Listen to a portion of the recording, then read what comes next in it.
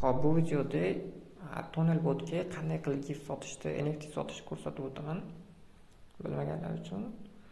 Hop, shu rasmiy o'zini profiliga kirib olamiz va hadeb yuborish qilamiz. O'zimizga hajilay, kandikan o'tkazamiz.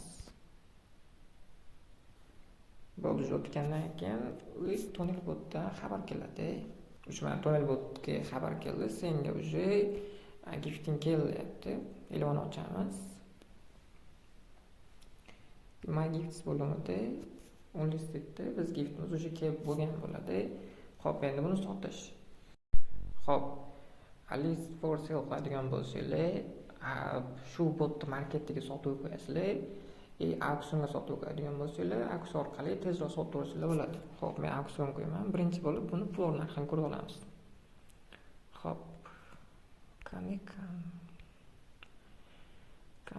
408 bo'lsa, demak 408 ga qo'yamiz. Ozroq komissiya oladi. Magiftis. NFTlar birdan ko'tarilib ketdi, graf qo'ygan uchun. Misol shu narsani men 2 kun oldin 65 ming olgandim. Bu narsani 20 tacha qildim, sotmay tursam bo'lar ekan. Marketda 10 ming 15 ming foydasi sotardim. Tak hozir menga bu narsalar ko'proq foyda beryapti. Kamida 20-30 ming atrofida foyda chiqyapti har bitta NFTda. Mana 2 kun ichida. Xo'p, auksion qo'yamiz. Tak, to'g'ri. Xo'p, to'g'ri qo'ysak. Bu yerda vaqt tanlaymiz. Okay. Xo'p, listda qo'yilgan bo'ladi. Komissiya bilan narxini ko'ramiz. 407. Bo'lib shunday sotib ko'p qo'ysanglar bo'ladi. 3 soatda auksion orqali sotilib ketadi bu narsa. Sotilmay qo'ysa qaytadan sotib qo'ysanglar bo'ladi. Bundan yaxshi tomoni qimmatroq sotsanglar bo'ladi. Auksion orqali tezroq sotib olsanglar bo'ladi.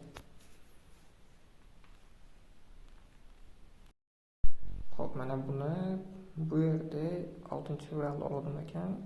Komissiyalar bilan birga hop 389 ga olingan, hozir 407 ga sotilyapti. Bu vaqtda ton arzon edi. 16 ming so'mlik paytda olganman. Hozir 18 minglik paytda sotilyapti. O'rtacha 20 atrofida foyda qilyapti. Plus NFT dan foyda qilsa bo'ladi. Instagram hamma robot orqali NFT marketga kiriladi. NFT market orqali bozor tahlil qilib, to'nga olib sotib yoki starsga olib sotib foyda qilsalar bo'ladi.